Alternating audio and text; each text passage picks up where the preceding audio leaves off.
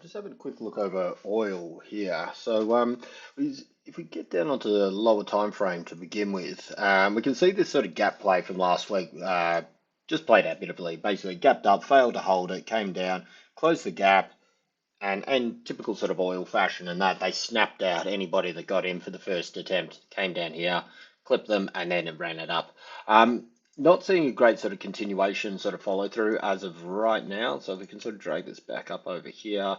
And realistically, I think if we can get back up above 88, obviously with the close higher time frame, the better. So at least I would say minimum 44, sorry, 4 hour sort of break and hold. You could see a little bit more topside. But I would expect this potentially just to sort of range for a little bit now because you got to see this green bit here. If we jump onto the daily, this was incredible resistance all through the year. Like this just held and held and held, and look at how many times it smacked down. This time, obviously, when it pushed through, the drop off wasn't so much, but this was a really strong sort of resistance. So, it's going to hold, and you can see it did hold here just before it pushed back up. Really strong sort of support. So I would say downside's limited to sort of go through or below 80. Definitely could come back down here and test this a couple more times. As I said, I reckon it's going to range along here. But top side, you've got a couple of issues as well. You've got previous little supports here and here.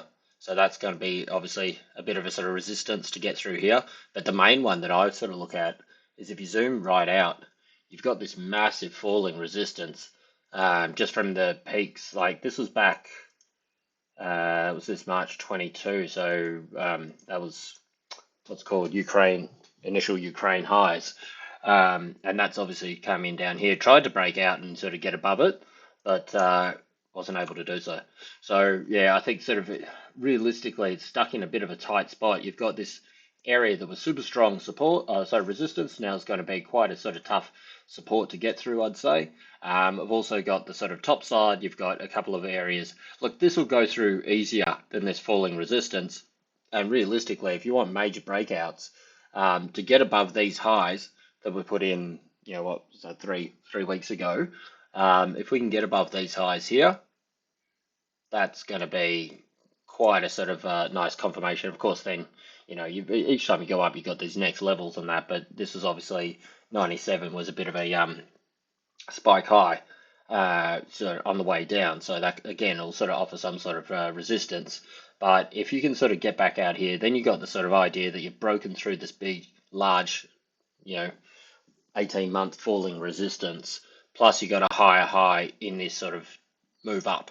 So I think that's sort of like definitely the place to sort of trade at above 95.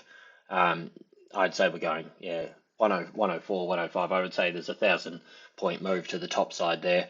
I don't think this is about to break down underneath 80, but never know.